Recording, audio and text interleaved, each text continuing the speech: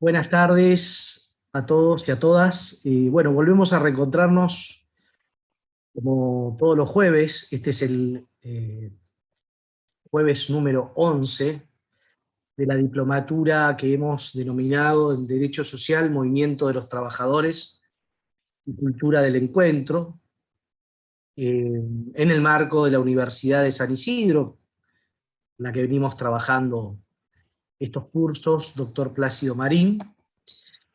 Y bueno, hoy es un verdadero honor, no porque nos conozcamos hace mucho, sino porque hemos, por mi parte, he redescubierto una instancia de reflexión y de trabajo que me ha hecho muy bien y espero poder que ustedes también vean lo mismo. Ya vamos a poder profundizar a través de textos y cuestiones que les vamos a ir acercando. Eh, Hoy estamos con Ariel Fresia. Eh, Ariel es, tengo que decir su currículum, y efectivamente es así: doctor en Historia por la Universidad Nacional de Cuyo, es consejero del Instituto Juan Carlos Escanone de esta universidad, que se ha justamente conformado a propuesta de nuestro rector, Enrique del Percio, y que ha tenido la oportunidad de recibir con Monseñor Ojea la salutación del Papa Francisco en el momento de su constitución, ¿no? Un justo homenaje a quien fue profesor de tantos, entre ellos y Ariel. Es profesor de filosofía, Ariel, es licenciado en Ciencias de la Comunicación, es profesor, es publicista. La semana pasada estuvo presentando uno de su último libro, Estar con lo Sagrado, Cush Escanone, editorial Sicus.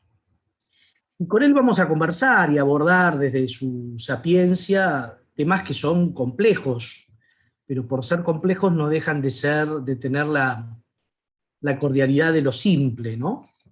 Eh, Ariel nos pasó anteriormente un mapa, un itinerario didáctico que vamos a seguir el día de hoy, pero vamos fundamentalmente a abordar el tema de la cultura del encuentro, pueblo, cultura, ¿no? Eh, es un especialista en filosofía de la liberación y teología del pueblo, como no podía ser de otra manera. Pero bueno, Ariel, yo te dejo en uso de la palabra y vos manejás la reunión, ya sea que prefieras que te interrumpan, que prefieras que hagan preguntas por el chat, o que prefieras que levante la mano y vamos haciendo como tu práctica docente lo indique mejor para el desarrollo de la clase de hoy. Y la verdad es un honor para nosotros tenerte aquí y poder enriquecernos con tu palabra y tus reflexiones. Bueno, gracias Juan Manuel. Un saludo a cada uno y a cada una de ustedes. Mi admiración por estar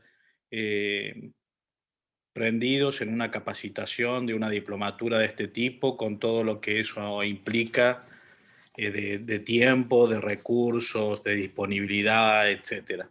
Así que los admiro en ese sentido. Sí, a mí me gustaría que a medida que yo voy presentando las temáticas, ustedes vayan interrumpiéndome. No hace falta que lo escriban en el chat, solamente levanten la mano a través de la indicación que tenemos aquí en el Zoom para levantar la mano y yo les doy la palabra inmediatamente. No tengo ningún inconveniente en que se vayan sumando a la reflexión que yo voy a tratar de llevar adelante. Miren, he tratado en lo que escribí como unos apuntes, no es un artículo, sino que son algunos apuntes. He tratado de presentar algunos temas en función de lo que me dijo Juan Manuel, que estaba en el programa de la diplomatura. Intentaré no ser tan abstracto, y si lo soy, quizás ustedes con sus preguntas y sus comentarios pueden ponerle un poco más de carne a esta presentación. Como dijo Juan Manuel en mi presentación, ustedes se habrán dado cuenta que tengo una formación bastante amplia.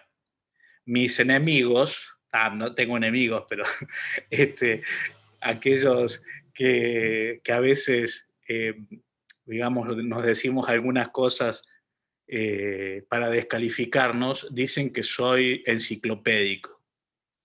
En cambio, mis amigos, dicen que es una formación interdisciplinaria. Prefiero quedarme con la segunda y no con la primera. Bueno, también está Martín, que me conoce de otro ámbito, que no es este justamente porque yo soy docente y también trabajo en una organización no gubernamental que se llama Por los Jóvenes. Así que bueno, también eso suma a toda esta interdisciplinariedad que va a ir tejiendo lo que les voy a compartir en la charla de hoy. Efectivamente, yo le puse como título a este tema Pueblos, Culturas y Cultura del Encuentro, y voy a desarrollar dos grandes núcleos temáticos. El primero tiene que ver con el concepto de nación y pueblo como categorías culturales y filosóficas, donde voy a trabajar justamente estos conceptos para llegar a un último término, que es el concepto de pueblo como categoría símbolo, que está bastante ahora en la discusión contemporánea, sobre todo a partir de una afirmación que hizo el Papa Francisco como de pasada en una entrevista que le hicieron en un vuelo de México a Roma. Y en la segunda parte voy a trabajar quizás algunas cuestiones que todavía siguen siendo teóricas, pero que en mi contexto son algo más prácticas, que es el pueblo y sus derivas, donde intentaré compartir con ustedes algunas cuestiones referentes a que el pueblo no es, sino que el pueblo está, una afirmación que hizo un pensador argentino de la década del 70, que se llama Rodolfo Kusch, que dijo que el pueblo existe y no es culpa mía, y finalmente algunas expresiones que también aparecen en la teoría contemporánea como en el discurso y en la praxis política, estas ideas como hacerse pueblo, sentir con el pueblo, estar con el pueblo.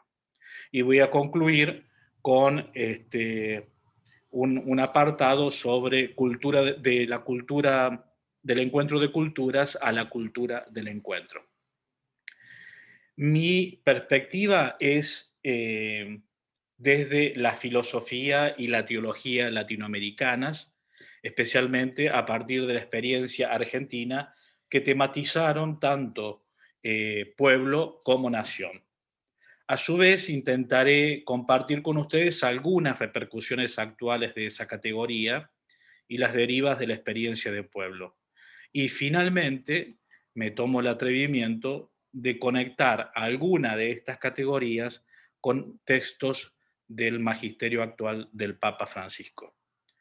Espero que estos temas que preparé para ustedes sirva para enriquecer sus marcos teóricos, pero fundamentalmente para enriquecer sus praxis sociales, políticas y sindicales en vistas a la construcción de una sociedad más justa e inclusiva. Y vamos entonces con el primer punto. El primer punto es esta categoría de pueblo y de nación.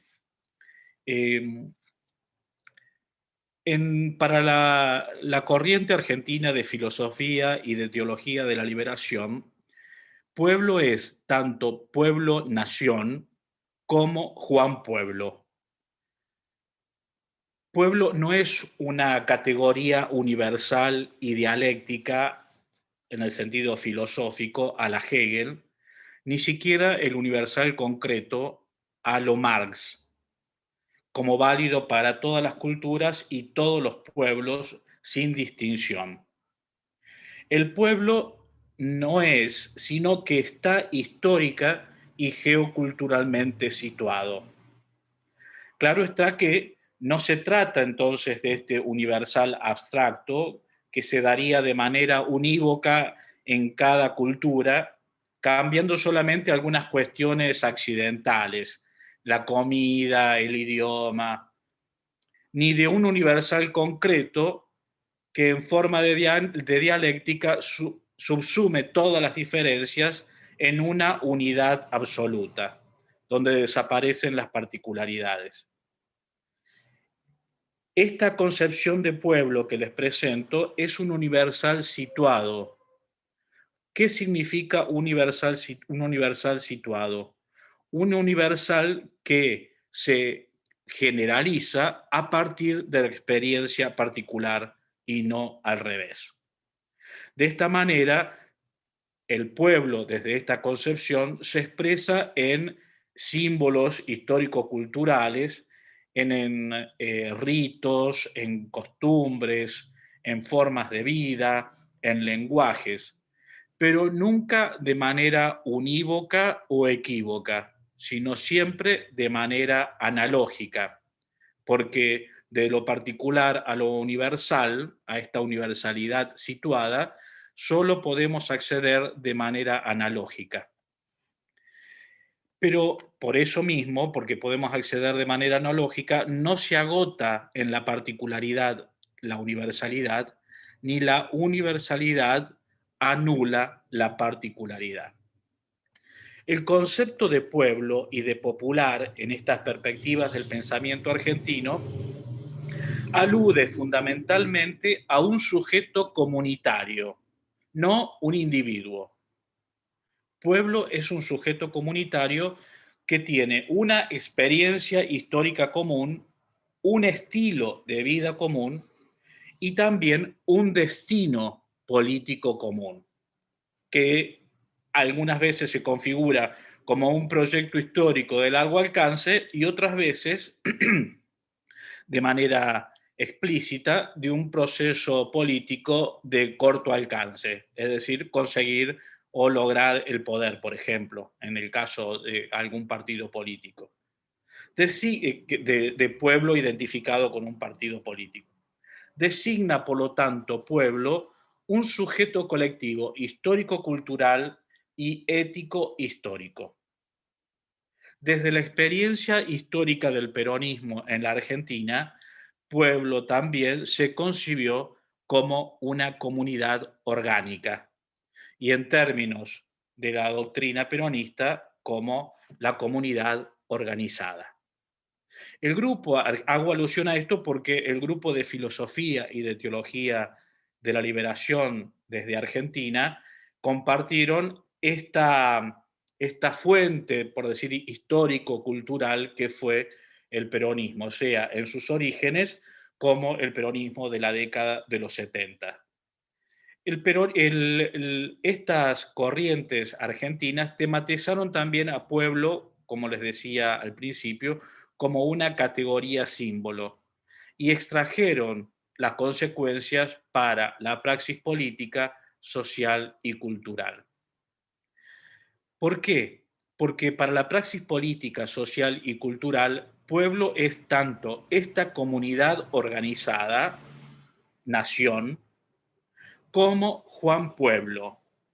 Juan Pueblo, dentro de este sujeto colectivo, nación, son aquellos menos privilegiados, los pobres, que de alguna manera reflejan mejor los valores de la nación. Esto lo voy a retomar un poco más adelante, hacia el final, cuando comparta con ustedes algunas reflexiones acerca de el pueblo no es, sino que el pueblo está. En este contexto de pueblo-nación, aparece el concepto de cultura, porque vengo diciendo también que es un concepto o una categoría histórico-cultural en relación a la cultura, y vengo hablando sobre esto. Bueno, ¿qué significa cultura en esta concepción filosófica y teológica? Cultura significa un estilo de vida que conforma el núcleo ético-mítico de esa comunidad. de modo que estructura de manera particular las formas de habitar, de convivir, de creer, de trabajar, de relacionarse, pero también implica racionalidades, ritualidades y costumbres. Por eso, un aspecto importante de la cultura es la religión y sus formas de articulación de lo humano con lo divino, que constituye el fondo de la cultura y del pueblo y de los pueblos. La realidad de la cultura, entonces, está íntimamente vinculada al concepto del pueblo e historia y no se puede separar de él. No se puede eh, concebir un pueblo sin la categoría de cultura. El pueblo es o los pueblos son el sujeto de la cultura. Y como les dije, se comprende como este estilo de vida que configura una particular forma de estar siendo, al decir de Kush, o un etus cultural, al decir de Escanone. Hasta aquí me están siguiendo o es demasiado abstracta la cosa. Cualquier cosa, levanten la mano y vamos viendo si podemos concretar algo más o hacer algún tipo de aclaración. En relación a pueblo, nación y pueblo, Juan Pueblo, y la categoría de cultura, aparece la expresión de cultura popular. ¿Qué es la cultura popular en este contexto? La cultura popular es la expresión de la experiencia del pueblo y de los pueblos. La cultura popular no es un producto, no es esto o aquello, es la expresión histórica de ese pueblo. Por lo tanto, no es un aspecto secundario de una cultura mayor, como decimos, sí, la cultura popular es, por ejemplo, en su momento, en la década del 70, el rock respecto de otras tradiciones musicales. O ahora decimos, en el caso del conurbano bonaerense, el rap en función de otros estilos musicales. Y entonces esas expresiones culturales son como secundarias respecto de una expresión mayor. Bueno, no es eso la cultura popular, como algo venido a menos de una cultura superior o mayor. No es entonces un aspecto secundario, sino que es la expresión de situaciones humanas y problemáticas sociales que muestran la trama de los sentimientos, sufrimientos, las luchas y las demandas, como también los propósitos, los conocimientos y los saberes del pueblo. La cultura popular muestra todos estos aspectos del pueblo. Por eso les decía al principio que la cultura popular es la expresión del pueblo, no su producto. En este sentido, el sujeto de la cultura popular es el pueblo y por lo tanto también la cultura popular refleja todas las tensiones, las presiones y los desgarramientos como las esperanzas, las expectativas y los sueños que tiene ese mismo pueblo. El Papa Francisco en Fratelli Tutti, la última carta encíclica que publicó, dice: el sujeto de la cultura es el pueblo, no un sector de la sociedad que busca pacificar al resto con recursos profesionales y mediáticos. Sobre todo la primera parte. El sujeto de la cultura es el pueblo y no un sector de la sociedad. Como sabemos, el Papa Francisco, el Papa Bergoglio, tiene mucha influencia de la filosofía y de la teología latinoamericana, porque él también se ha formado y ha vivido en el contexto argentino. Como expresión histórica, la cultura popular también es el reservorio de resistencias y de la celebración cotidiana, de luchas por la justicia y la fraternidad, como también reivindicaciones de derechos y de prácticas liberadoras. La cultura popular no es un ungüento que le ponemos a las cosas como para hacerlas populares. No es solamente un calificativo e incluso un término para descalificar determinados estilos del pueblo, como muy populares, por ejemplo. ¿Se entiende lo que estoy tratando de expresarles? Porque la cultura popular tiene un potencial transformador que muestra tanto su capacidad de integración como de superación. Nosotros lo podemos ver a eso, ustedes lo pueden ver a eso donde ustedes viven o en ustedes mismos o donde trabajan o en las ciudades o pueblos en las que están, que los sectores populares absorben todos los elementos del ambiente, de la cultura, y los transforman, diría, los fagocitan para generar una nueva creación. Juan Manuel, ¿tenés a alguien esperando en la sala? Esta capacidad de integración, de crear algo nuevo y de superación que tiene la cultura popular, ayuda justamente a desprenderse de estas ideas, también presentes por supuesto, de las mezquindades de sectores y de intereses particulares. La cultura popular, como el pueblo es un sujeto comunitario, la cultura popular es comunitaria. Y por lo tanto, como aspecto comunitario, también las resistencias de la cultura popular a la cultura de masas o a la cultura hegemónica o a culturas invasoras, son aspectos que muestran la capacidad de resistencia a aquellos aspectos que no pueden ser fagocitados o integrados, sintetizados y transformados por el pueblo. En este aspecto particular, el pueblo y la cultura popular siempre están alertas como con un olfato particular para percibir las injusticias y perciben claramente dónde está el objeto de la protesta, de la demanda y del reclamo político cuando se afecta a alguno de sus derechos o se subestiman sus intereses o se parcela la demanda social emergente o se divide de manera interesada para debilitar las luchas populares y la resistencia de la cultura popular. Sobre todo frente a la mercantilización de los consumos sociales que no contemplan las necesidades ordinarias del pueblo ni tienen al pueblo como sujeto.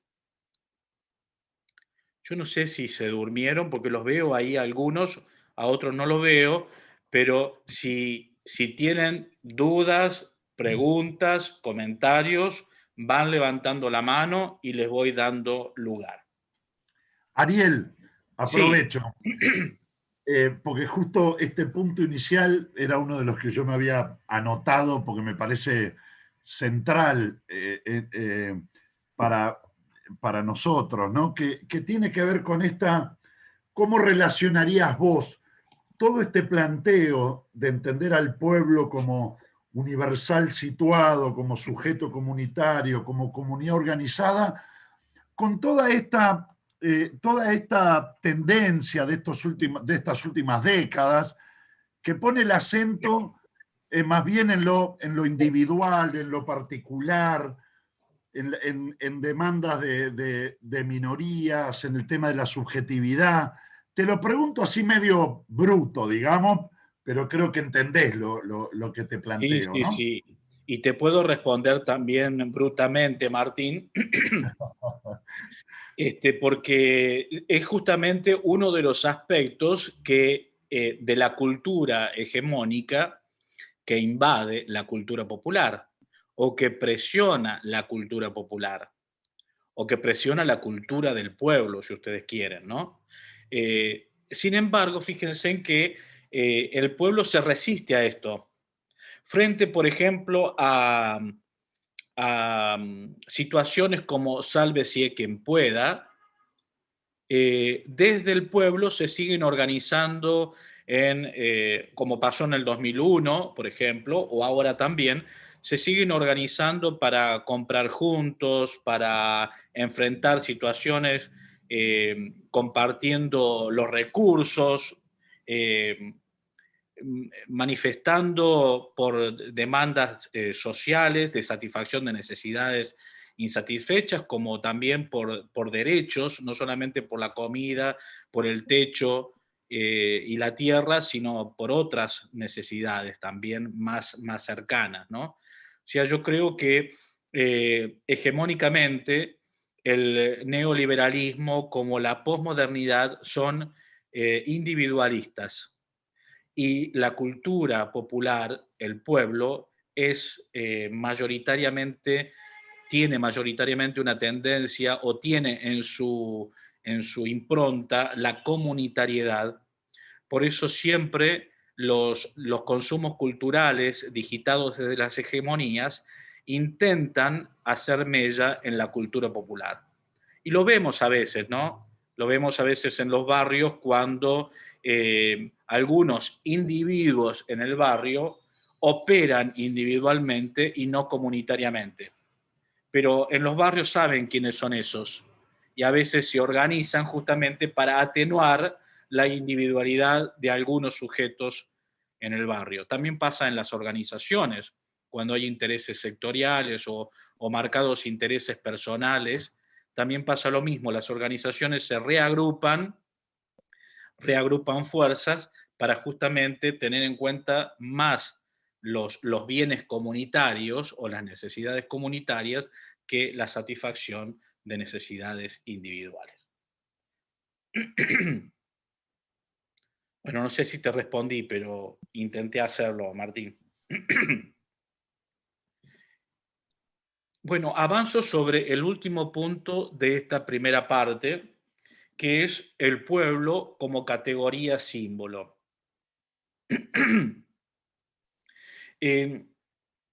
Esta idea del pueblo como categoría símbolo o concepto no lógico, sino mítico, ingresó en el ámbito de la reflexión y de la consideración pública a través de esta expresión del Papa Francisco. Pero viene de antes en el pensamiento argentino y latinoamericano. No voy a hacer un recorrido histórico, sino solamente en un párrafo les voy a sintetizar de dónde proviene esta idea de lo mítico o de lo simbólico. Rodolfo Kusch, aquel que nombró el Papa Francisco, ya lo voy a recuperar un poquito más adelante, había expresado en un libro que se llama Geocultura del hombre americano, de donde se toma esta idea de la universalidad situada o de la geoculturalidad, por ejemplo, había dicho que, esto entre comillas, con referencia al pueblo, cabe pensar que también y ante todo es un símbolo. La categoría pueblo, entonces, se comprende como una categoría símbolo por su carga de ambigüedad y de sobredeterminación.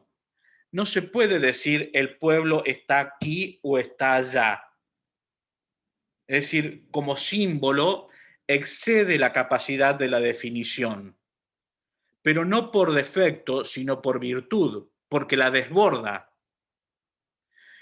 Esta carga de ambigüedad y de sobredeterminación impide que, en el caso argentino, identifiquemos pueblo con clase social, por ejemplo, o con el proletariado o con el campesinado, como ocurre en algunos otros países latinoamericanos.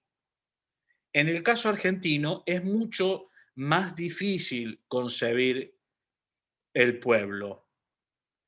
La preferencia por el uso de la categoría pueblo a la categoría de clase social, en tensión dialéctica con el antipueblo, remite justamente a los orígenes del peronismo.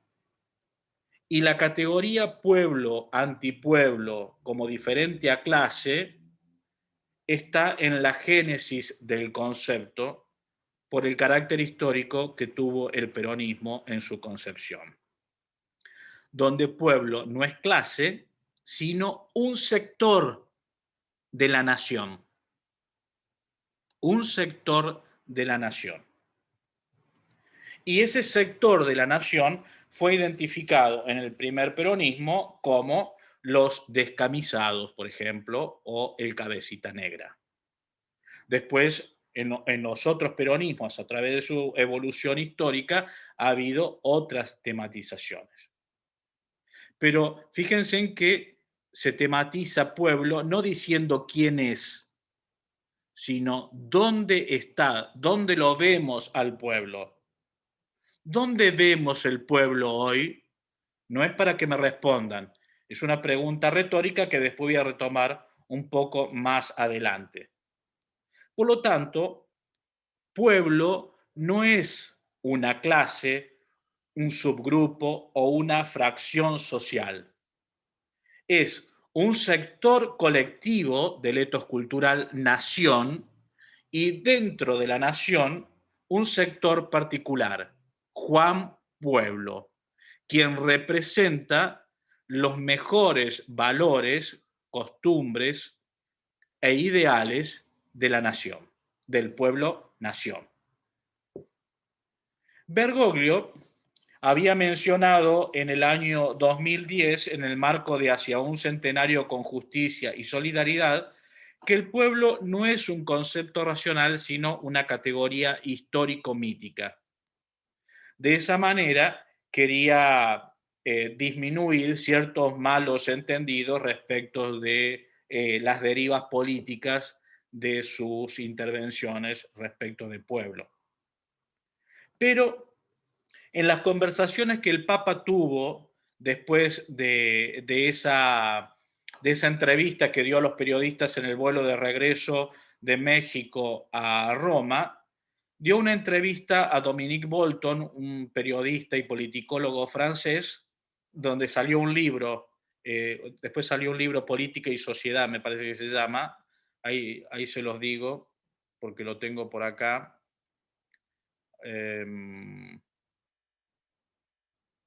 Se llama Política y Sociedad, Conversaciones con Dominique Bolton, y es del año 2008.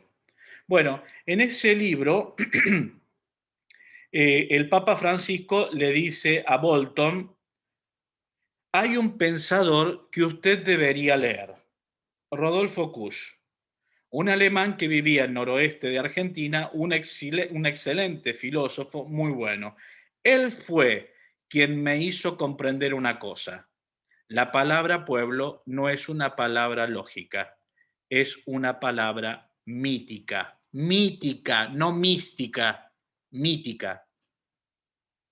Sin embargo, algunos insisten en que pueblo es una categoría mística. De hecho, el Observatorio Romano tradujo la expresión categoría mítica del Papa por categoría mística, y creó un gran revuelo sobre eso que llevó a que Francisco tuviera que explicar nuevamente eso.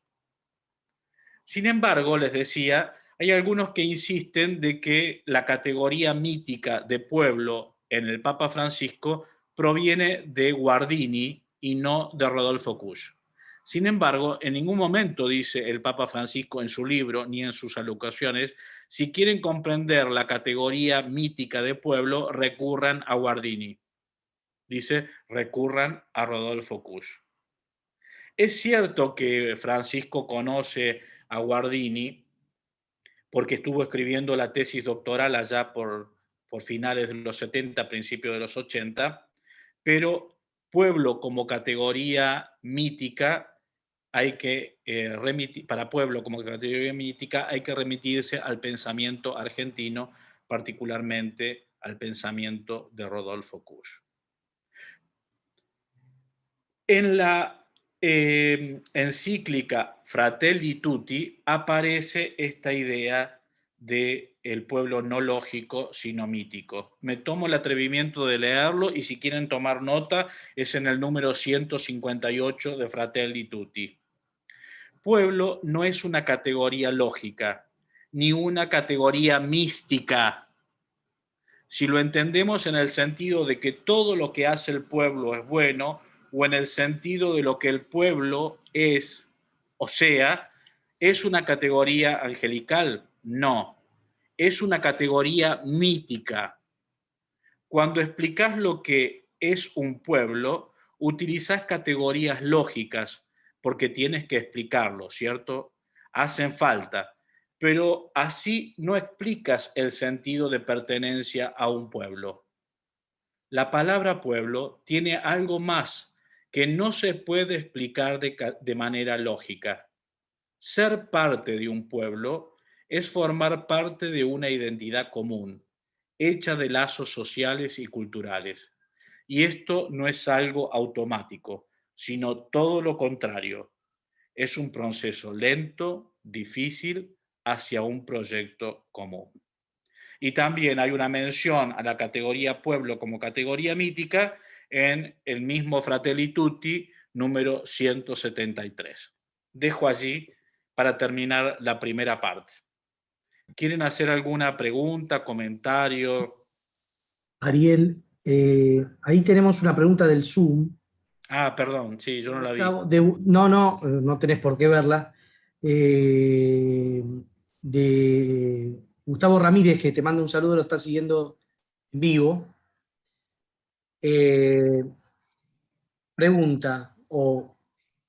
pregunta, ¿los discursos actuales que pretenden instalar una homogeneización de la igualdad barren con este etos colectivo para imponer la cultura del individuo por encima de la cultura comunitaria? Me parece que algo respondiste ya de esto, pero si vale la pena agregar algo más. No sé a qué hará alusión particular de estos discursos que dice. ¿Me podés repetir, por favor? Los discursos actuales que pretenden instalar una homogeneización de la igualdad barren con este etos colectivo para imponer la cultura del individuo, para imponer la cultura del individuo por encima de la cultura comunitaria. Y mira, es probable, hay que ver ahí cuáles son las concepciones que hay de fondo en los discursos, tanto de homogeneización como de igualdad, como de justicia. Son términos que habría que conversarlos más profundamente, porque nosotros aspiramos también, no sé si a cierta homogeneidad, pero sí a la universalización de los derechos, por ejemplo, que universalización de los derechos no es homogeneizar derechos. Universalizar los derechos para, por ejemplo, para los trabajadores, para quien sea, para la comunidad LGTB, por ejemplo, universarlos no quiere decir hacerlos a todos igual por lo mismo, igualarlos por lo mismo, sino atribuirles la posibilidad de que gocen de los derechos que gozan otros ciudadanos de la comunidad. Pero bueno, hay lógicas homogeneizadoras. Hay lógicas homogeneizadoras. Pero bueno, yo creo que, como dije antes, ante la pregunta de Martín, siempre en el pueblo hay tácticas de resistencia para sostener estos lazos comunitarios y estos vínculos sociales de integración no homogénea, pero sí asignando derechos, bienes, necesidades, satisfacción de necesidades a aquellos que más lo necesitan. ¿Mm? Bueno, seguimos adelante entonces. Agustín Vara, ahí te vi, Gabriel, le interesa mucho el concepto de pueblo que has dado. Bueno, evidentemente sabíamos que hay que profundizar en algunas cuestiones. No sé si Agustín querés preguntar algo o ampliar algo. Y Gabriel Vizcarreta de Concepción del Uruguay, estaba levantando la mano. Hola. Sí, no, yo más que nada, bueno, la pregunta es, o sea, viendo todo este concepto de pueblo, de la idea de estar siendo y todo eso, yo pienso cómo si el hecho ahora, por ejemplo, dos aspectos me parece que están influyendo muy fuertemente en los pueblos, me parece a nivel mundial. Uno, bueno, el avance de la tecnología últimamente y también el tema del hecho de la pandemia en sí. Si me parece que estos procesos que antes, digamos, antiguamente no se daban, digamos, estos fenómenos, si estos fenómenos pueden afectar, digamos, realmente significativamente o crear una nueva idea de pueblo también más global. Además, no sé si me entienden, Sí, o sí, por te ahí limar comprendí, alguna. Gabriel. Gabriel, sí, te Ajá. comprendí. Mirá, yo creo que, por supuesto que las tecnologías de redes, la simultaneidad, la interconexión, todas estas cosas han ido generando lo que también el Papa Francisco en Fratelli Tutti habla de la aldea global. ¿Mm? Ha ido generando esta interconexión donde las distancias y los tiempos se han reducido, ¿no? Y podemos estar interconectados de manera casi inmediata, en una simultaneidad sin diferir tiempos, ¿no? Yo creo que esto es una de las grandes ganancias de las transformaciones que hemos ido viviendo. En relación particular a la pandemia, creo que también todo aquello que se venía generando con anticipación como bueno, como también aquello que podemos considerar como malo, como por ejemplo la economía que mata, que también dice Francisco, el neoliberalismo, el individualismo, etcétera, etcétera, etcétera, etcétera, también se potencian, también se potencian. Pero igualmente, en esta globalización, yo creo que la idea de la comunidad o del pueblo se sigue manteniendo porque los vínculos sociales, la articulación de los sujetos en el interior de la comunidad se sigue manteniendo. Por ejemplo, los colectivos inmigrantes que están en un país que no es el suyo, logran a través de las tecnologías y de los medios de comunicación mantener los contactos con sus parientes o con su cultura, viviendo en un país totalmente distinto y reforzando aspectos comunitarios, ritualidades y creencias propias de ellos, pero no de manera excluyente, sino en una simbiosis con la nueva cultura, con el nuevo pueblo que los recepta. Eso nosotros lo podemos ver sobre todo eh, se puede ver, por ejemplo, en el caso del litoral. Yo conozco Formosa y hay muchos aspectos de la cultura de Paraguay y guaranítica anterior a la cultura paraguaya, pero también en el conurbano bonaerense se ve lo mismo con los inmigrantes del interior del país como de los inmigrantes de los países limítrofes. Traen sus costumbres y sus ritualidades, logran conectarse con sus colegas que están en el país de origen, pero aquí hacen una simbiosis con la nueva cultura que los receptó. Es un proceso interesante que no es de pérdida de cultura. No, no se trata de una pérdida de cultura, sino que se trata también de un mestizaje cultural, como dicen los filósofos y los teólogos de la liberación, que genera una novedad en la historia. No es ni uno ni lo otro, es una novedad en la historia.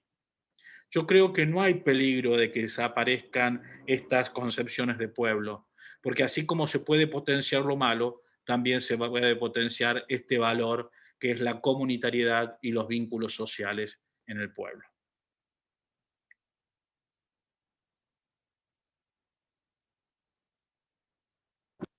Creo que podemos seguir, Ariel. No sé si hay... Después vamos con otras rondas de preguntas a medida que vayan surgiendo. ¿Cómo no? ¿Cómo no? ¿Cuánto tiempo me queda? Porque yo me olvidé de fijarme en el reloj cuando iniciamos. Tenés el tiempo que quieras por ahora, porque vamos, No, pero no los voy a atormentar a los tre- queridos tre- compañeros. 30 minutos Bueno, perfecto.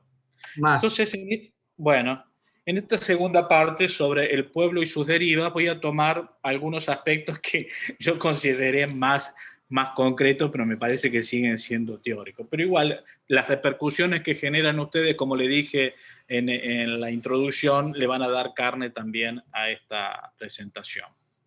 Bueno, este primer punto que quiero elaborar con ustedes retoma algo que fui adelantando antes, pero ahora lo voy a desarrollar con mayor detenimiento, que es esta idea de que el pueblo no es, sino que el pueblo está.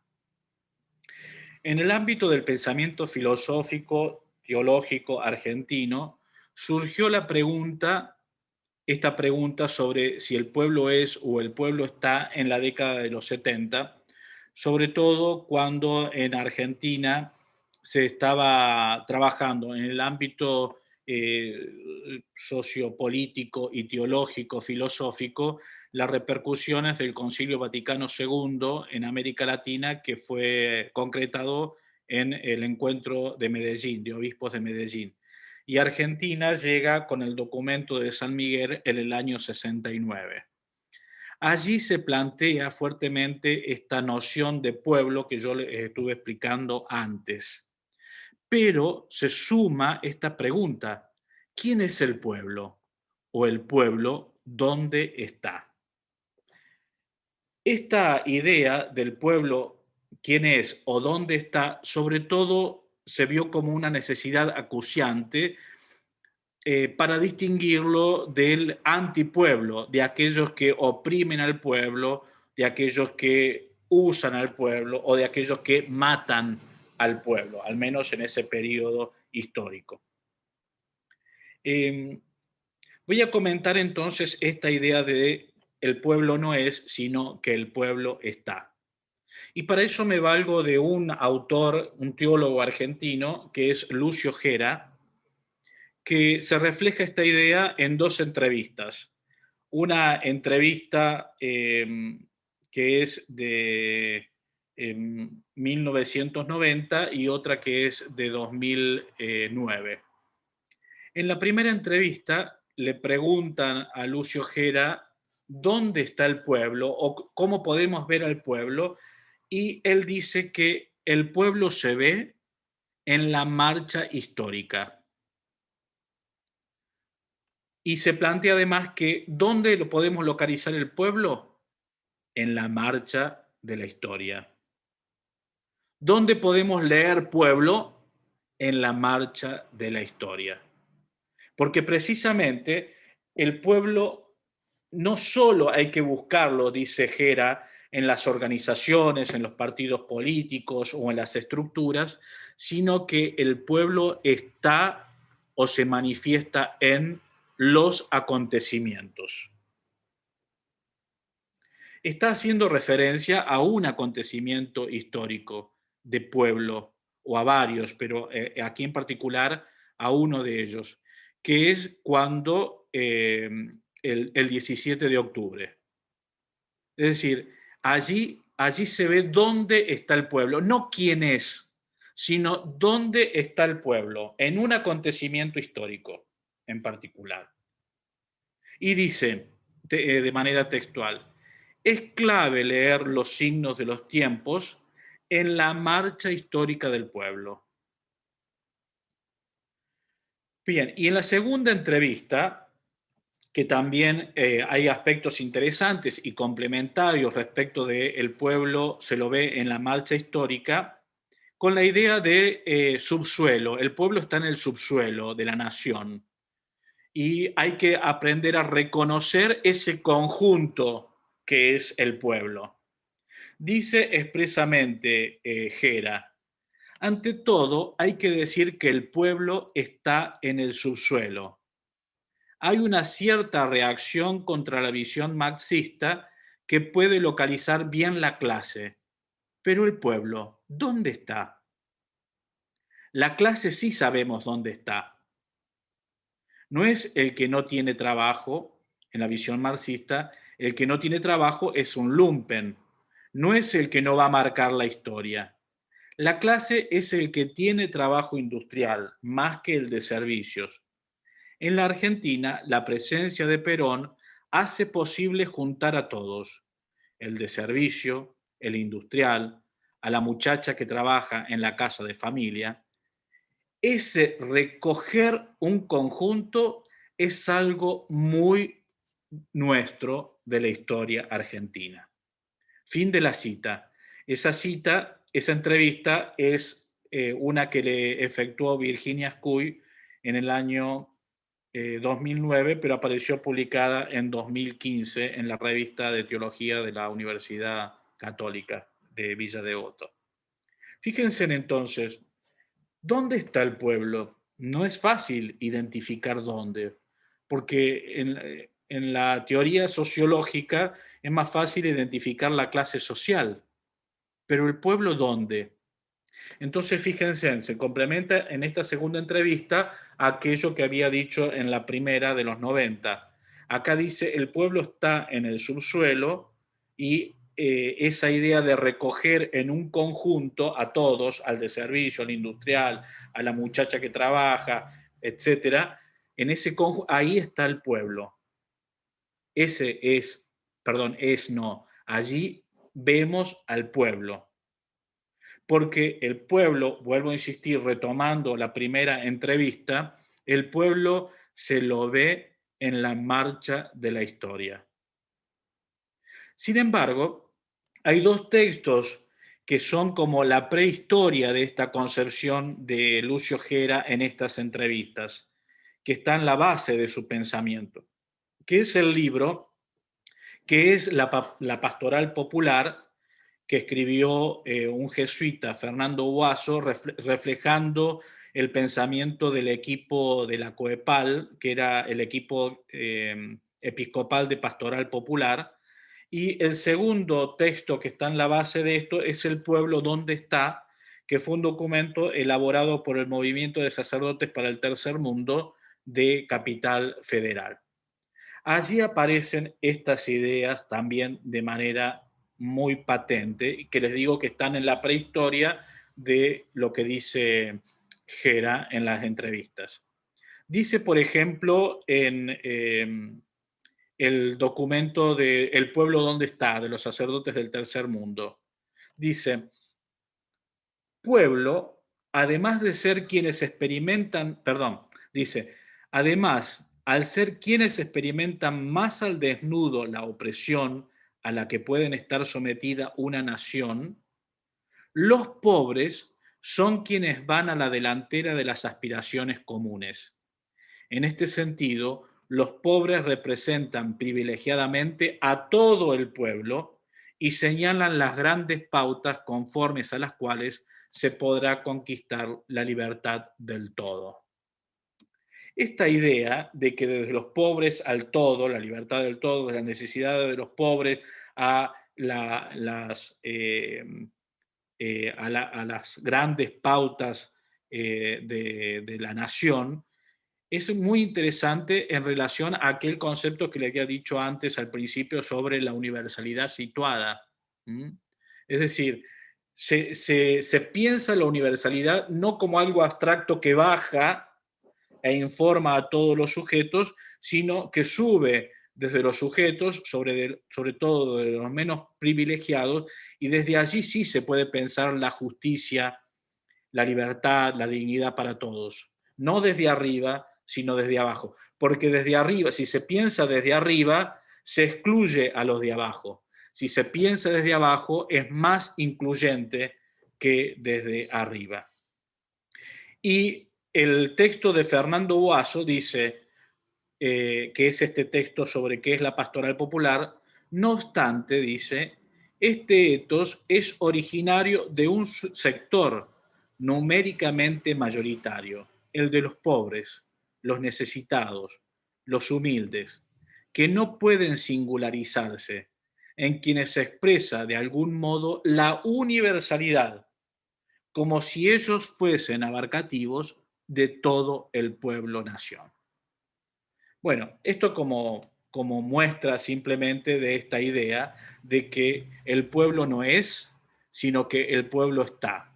Y el pueblo está fundamentalmente en la marcha de la historia de aquellos que son los pobres, los necesitados, no en el antipueblo, sino en aquellos a partir de sus necesidades puede universalizarse y alcanzar a todos. En estos textos aparece claramente algunos aspectos que quizás sean interesantes para que ustedes recuperen tanto para su reflexión como para su praxis. La marcha histórica del pueblo, localizar al pueblo, leer al pueblo, por un lado, y por el otro, los pobres como más abarcativos de todos, una universalidad desde abajo, y el pueblo como aquellos, eh, que siendo pueblos pueden llegar a convertirse, si resaltan sus aspectos individuales, también en antipueblo. Esa cita no la leí, pero se las leo ahora porque es interesante, porque él dice que no solamente el antipueblo son los ricos, los empresarios, sino también los mismos pobres, cuando saliendo de las organizaciones populares privilegian sus derechos individuales o sus derechos, sus necesidades o sus intereses individuales, también se convierten en antipueblo. Dice así, por ejemplo, esa cita que es también de Fernando Boasso. El pueblo ha de tener una organización para la que ciertos hombres singulares resultan imprescindibles. Entonces, precisamente estas, al integrarse orgánicamente en el pueblo, son también pueblo. Pues, aunque potencialmente todos los miembros de la nación son pueblo, de hecho, los que oprimen y tienden a romper esa realidad colectiva en torno a esta unidad cultural, esos no son pueblo. Bien, ese es el primer punto que quería compartir con ustedes. El segundo punto es una idea que expresó Rodolfo Kusch, que es esta de que el pueblo existe y no es culpa mía. Es decir, el pueblo no es una creación de un sujeto particular, ni incluso de un líder, ni de un partido, sino que el pueblo existe y no es culpa mía porque se debe a los acontecimientos históricos. Y dice Kusch explícitamente, he aquí que el pueblo existe y no es mía la culpa. Y tampoco lo es el hecho de que su pensamiento va llenando infatigablemente el país hasta que seamos realmente una nación. Este aspecto es muy importante, porque el pueblo no es una cosa, no es ni esto ni aquello, y como les decía en el apartado anterior, no podemos decir que sea esto o aquello, y lo podemos identificar como identificamos quién es en la clase social, sino que tenemos que estar atentos a los signos de la historia, a la marcha de la historia, porque ahí es donde vamos a ver, vamos a descubrir quién es el pueblo. Y dice específicamente Kusch, en el mismo libro de Geocultura del Hombre Americano, es en ese suelo donde no es cosa ni se toca, pero pesa. Es la única respuesta cuando uno se hace la pregunta por la cultura y el pueblo. Es decir, es en el suelo, retomando lo que decía antes Gera, en la marcha de la historia, es donde podemos identificar, ver pueblo. Y finalmente, lo último que quiero compartir con ustedes son estas expresiones de hacerse pueblo, sentir con el pueblo, estar con el pueblo, etc.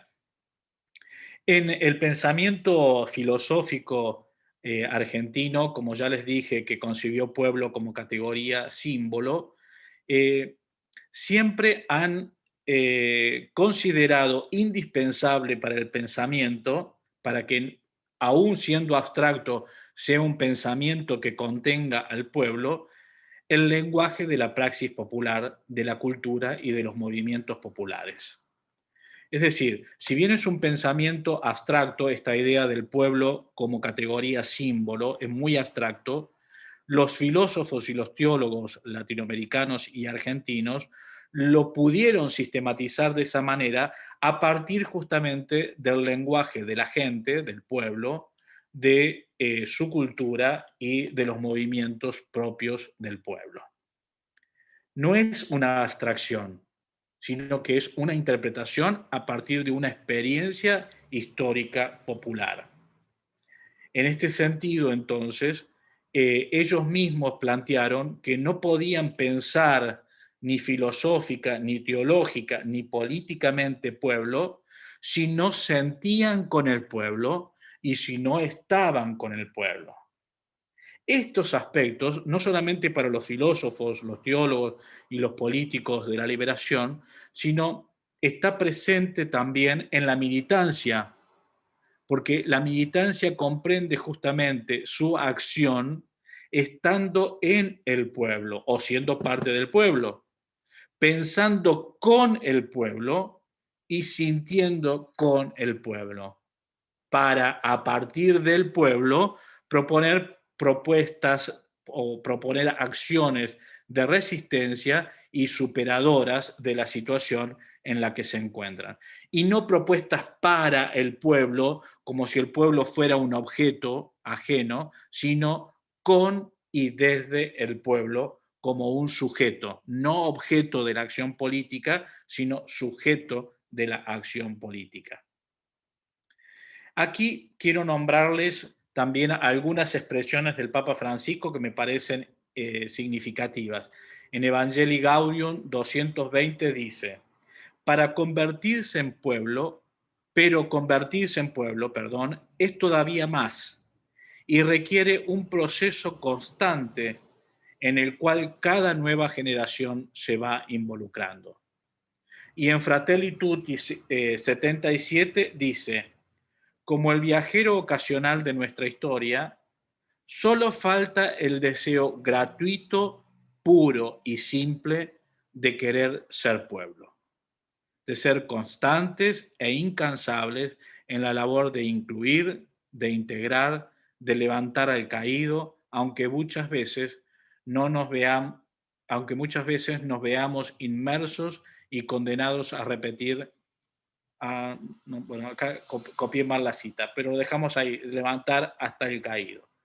Y finalmente, también en Fratelli Tutti 159 dice: hay líderes capaces de interpretar el sentir de un pueblo, su dinámica cultural y las grandes tendencias de una sociedad.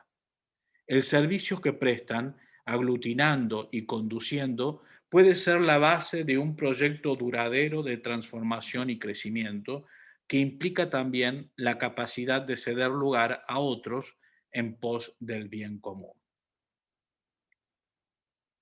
Bien, y ahora ya voy concluyendo. No sé si hay alguna pregunta, Juan Manuel, o alguno de ustedes quiere hacer alguna pregunta.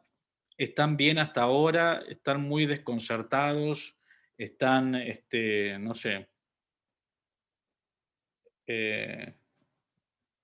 Es como decirle, bueno, si quieren irse, váyanse porque... Bueno, espero que más allá de esta abstracción que les estoy compartiendo, puedan ustedes hacer justamente la relación con su trabajo y con su praxis social, política, sindical. Lo último que quiero compartir con ustedes, ya para cerrar, es esta idea de la cultura, del encuentro de culturas y de la cultura del encuentro. La cultura del encuentro es propuesta como un nuevo paradigma con base en una concepción triunitaria, a partir del diálogo social con base en lo común que une las diferencias y la pluralidad de los pueblos y de las culturas. Sobre todo porque la cultura del encuentro se comprende a partir de esta idea de cultura como un nosotros que no está cerrado hacia su interior, sino que es un nosotros que está abierto a la comunicación con otros que también son nosotros. Esta idea de la cultura como un nosotros o el pueblo como un nosotros ético-cultural abierto a otros pueblos es lo que posibilita la idea de la cultura del diálogo. Entonces, y del diálogo y del encuentro. Entonces, dice el Papa Francisco en Fratelli Tutti 216, Entonces, hablar de cultura del encuentro significa que, como pueblo, nos apasiona intentar encontrarnos, buscar puntos de contacto, tender puentes, proyectar algo que incluya a todos. Esto se ha convertido en deseo y es un estilo de vida. Desde esta idea de el pueblo y la cultura como un nosotros, a partir del cual se abre al diálogo y al encuentro, es importante algunas ideas de los teólogos y de los filósofos de la liberación que influyen en el Papa Bergoglio, que es que las diferencias no deshacen el todo, ¿sí? O interfieren en la unidad de la comunidad, sino que las diferencias hacen o se asumen en la unidad del todo de la comunidad, porque eh, es superior el todo a la suma de las partes, porque la suma de las partes no respeta las diferencias y las identidades de culturas y pueblos, porque la suma pone a todos en el mismo nivel, sin aceptar las diferencias. Allí sí, en relación a la pregunta, una de las preguntas, homogeneiza, homogeneiza a las partes la suma. Aquí se trata justamente de la asunción en la comunidad de la diversidad en el todo, tratando de valorizar esta realidad multicultural, multiétnica, la articulación de lo local con lo global. La globalización puede ser entendida de manera positiva como la globalización de la cultura del diálogo, del encuentro y de la solidaridad. Es cada cultura, cada pueblo, cada sujeto en el contexto de esta cultura del diálogo y del encuentro que puede aportar a la construcción de la sociedad en una unidad plural y armónica sin renunciamiento al etos cultural de cada nosotros, pueblo.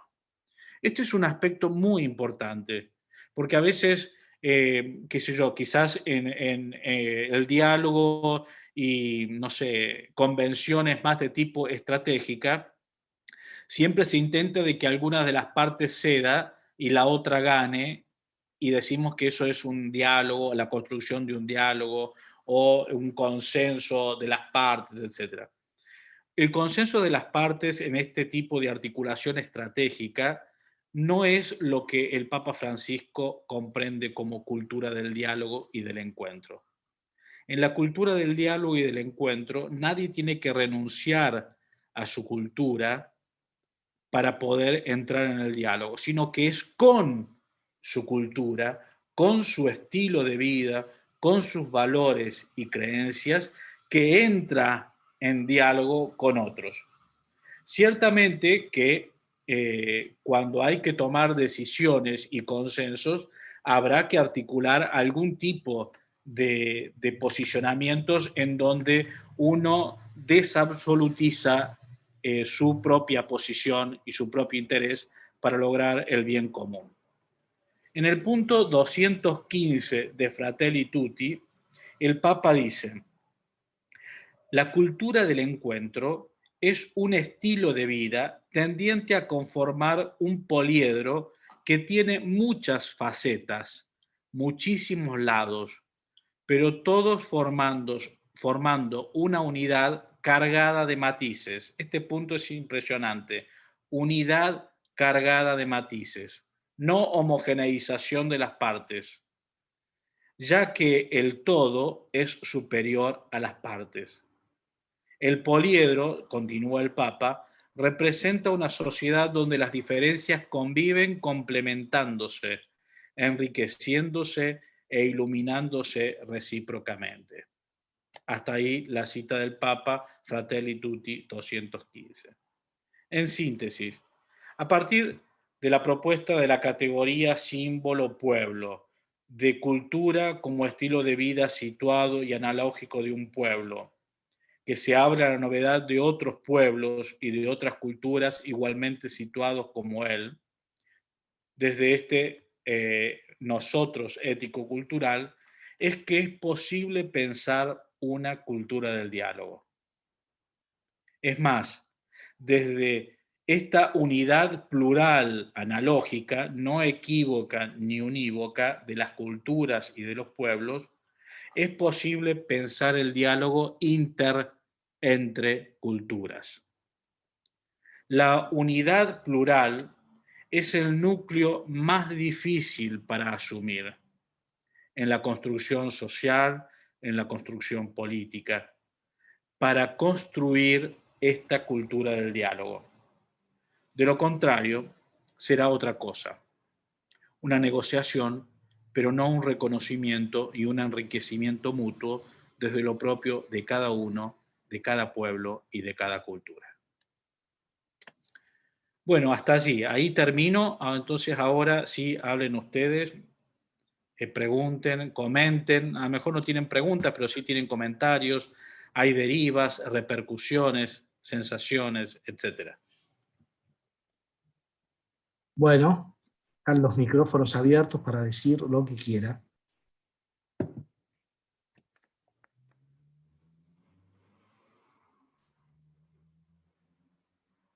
¿Alguna pregunta? Hola Alicia, ¿cómo estás?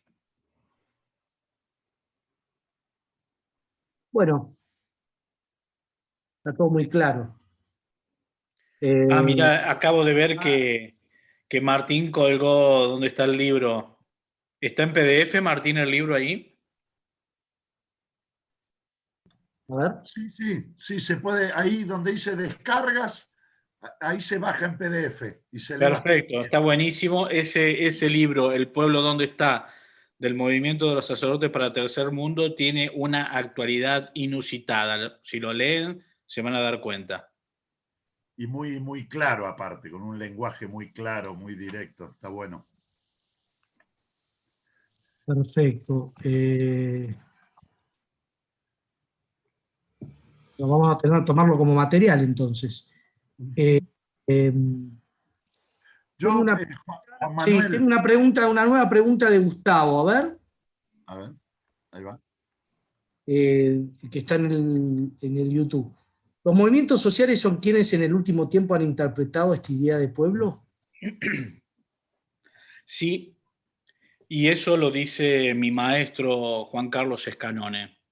Dice que los movimientos en este contexto histórico, ¿no? En este contexto histórico en particular, son el signo de la marcha histórica del pueblo. Como decía Gera, ¿no? De que el pueblo se lo ve en la marcha histórica. Bueno, para Escanone, los movimientos representan en este momento la marcha histórica del pueblo. Eh, bueno, me parece que son temas para reflexionar, ¿no? Porque muchas veces el pueblo, la palabra pueblo se reinterpreta, eh, se utiliza de manera abstracta, generalizando, peyorativamente, ¿no? La palabra cultura, ¿no? Esta necesidad de la clase de hoy de empezar a reconciliarnos con los conceptos, ¿no?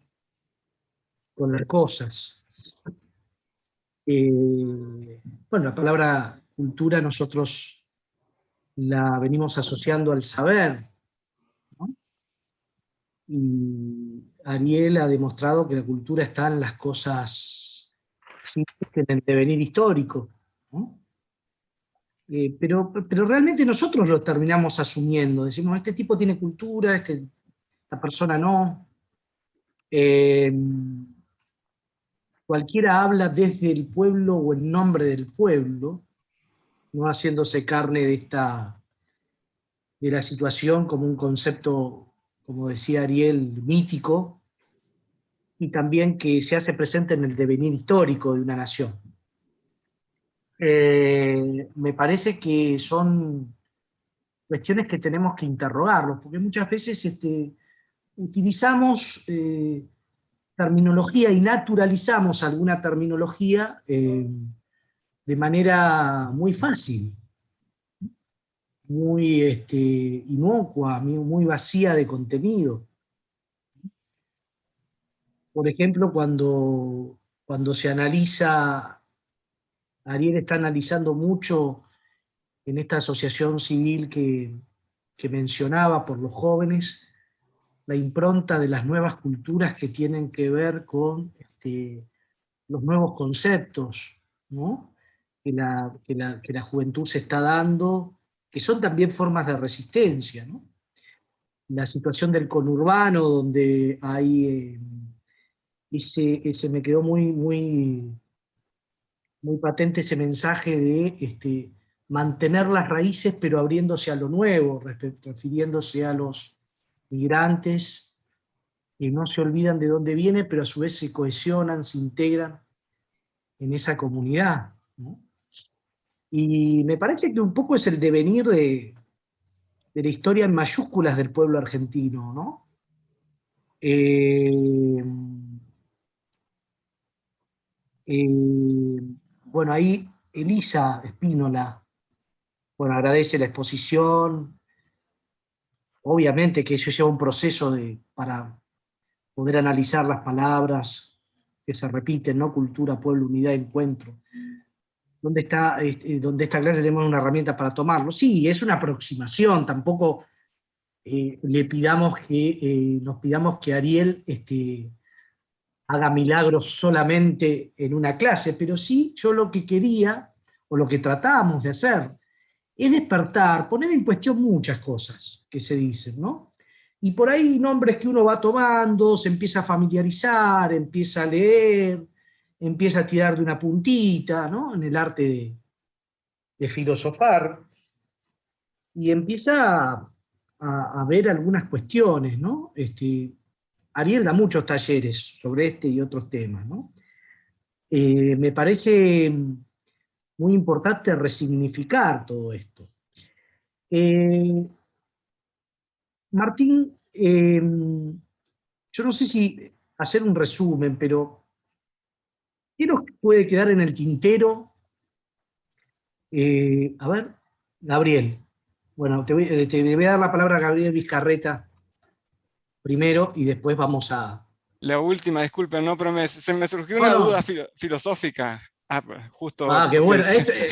pero, pero no, pero porque cuando hablaban de los movimientos sociales, que son una representación del pueblo, que hablan, por ejemplo, en este caso, pero también son una consecuencia del antipueblo en sí, digamos.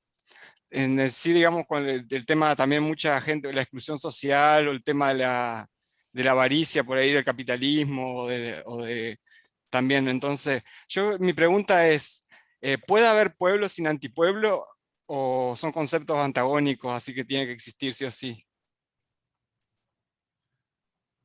Lo que existe previo es pueblo. Lo que existe anterior es pueblo que se constituye en un acontecimiento histórico, ¿no? El pueblo existe, pero es en el pueblo donde surge el antipueblo, en el pueblo-nación donde surge el antipueblo. Porque también en los movimientos sociales como expresión actual del pueblo, puede haber antipueblo en el mismo movimiento. Es decir, puede haber algunos sujetos en el movimiento o algunos movimientos dentro de todos los movimientos que también pueden actuar como antipueblo. Cuando, por ejemplo, se alían con intereses internacionales, con otros intereses sectoriales o con algún, qué sé yo, algún tipo de alianza que termina yendo contra el pueblo. No sé, no quiero hacer una referencia concreta a una situación política actual, pero ustedes la saben, ustedes están en este ámbito, así que no hace falta que yo lo ejemplifique, ustedes mismos pueden hacerlo. Pero el antipueblo no es anterior al pueblo, ni simultáneo a él, sino que surge del pueblo el antipueblo.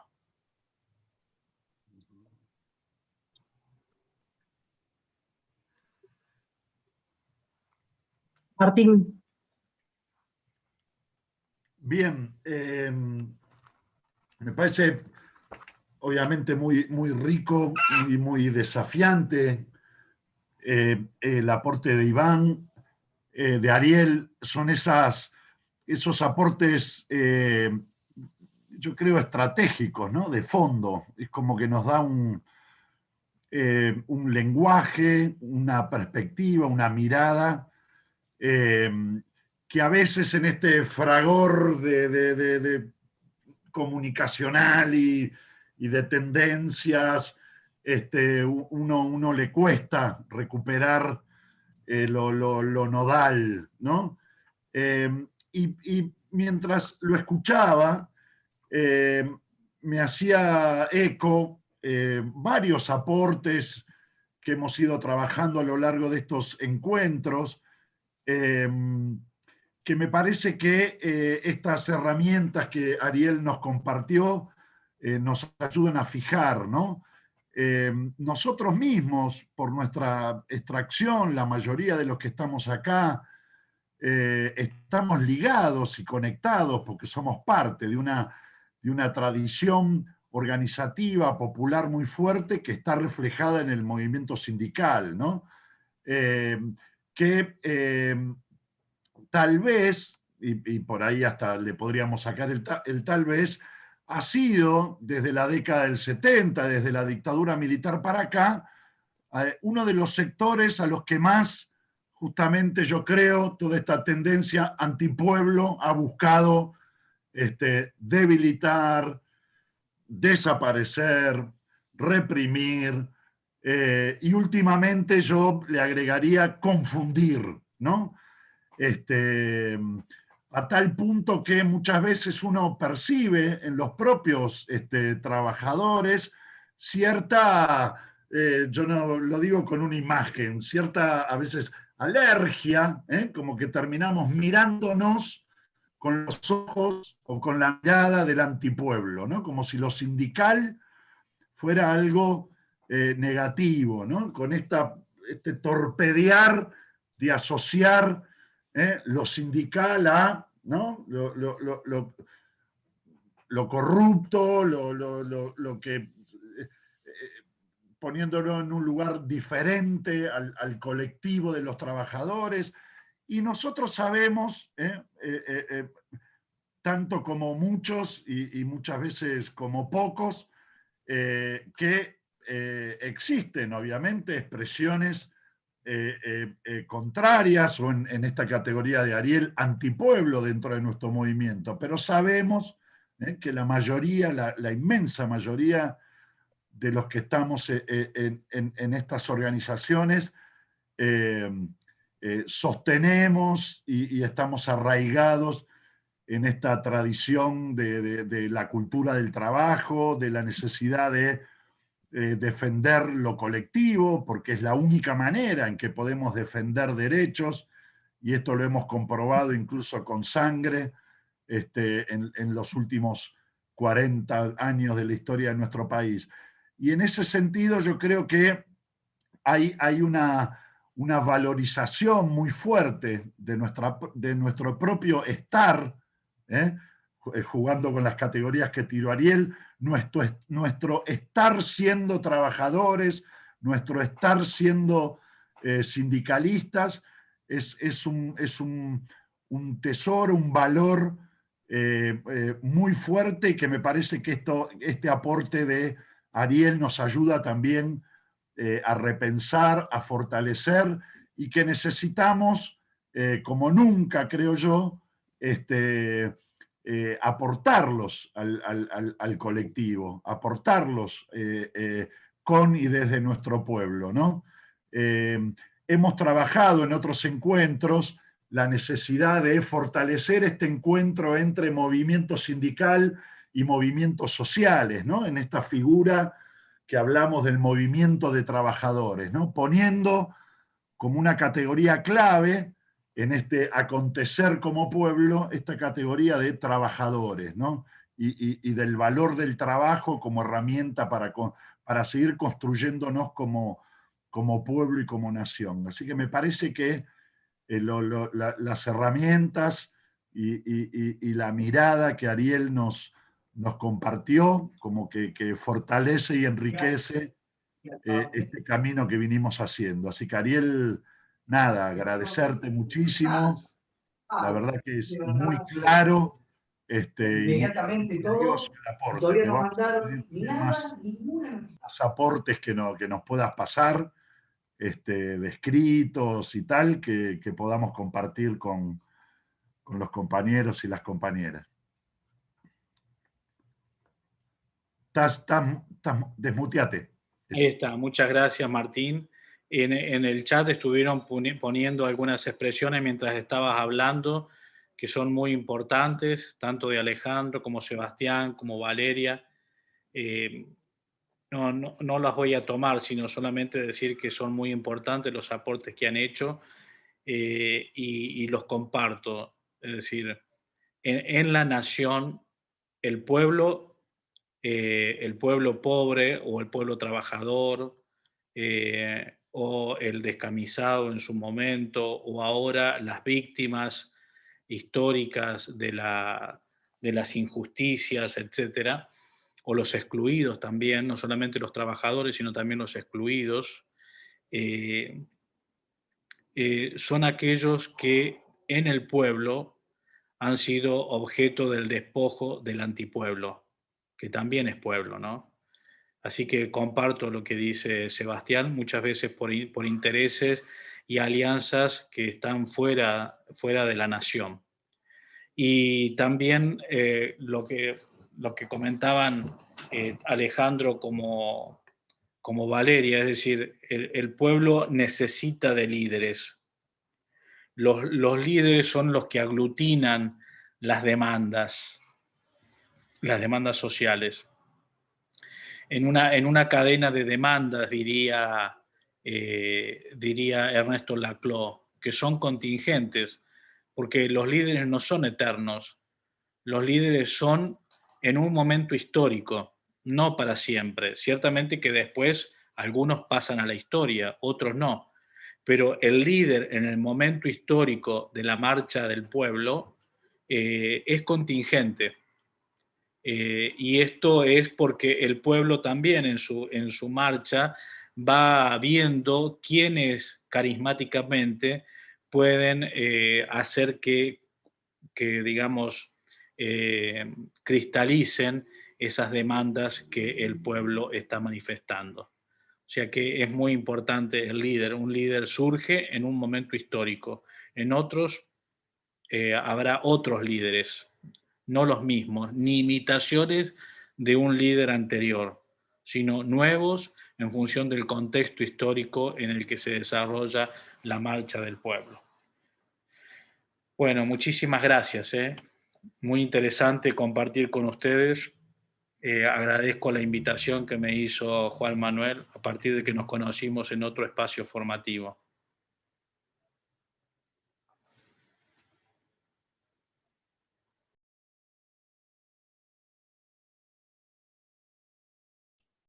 Juanma, está muteado.